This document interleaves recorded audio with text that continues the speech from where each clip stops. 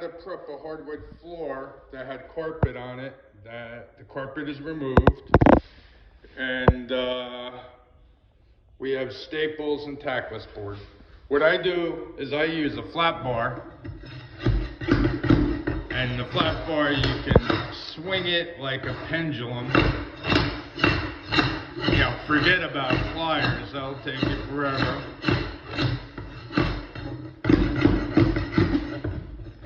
And I do have a pair of wire cutters, because these are way better than pliers. For the few that are left, you can do that. And another hack is with your hammer, you take the cloth and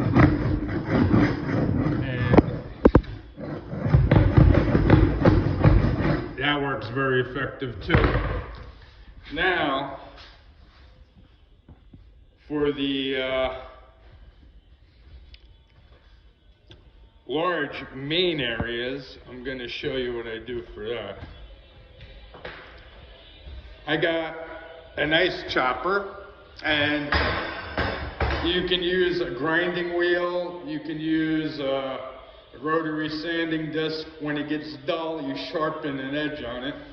You know, I just grind it to keep it sharp, and this allows you to get the ones in the middle of the floor.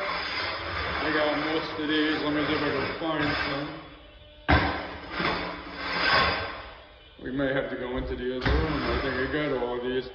This allows you to really put a lot of force, and you're not on your hands and knees, as voila.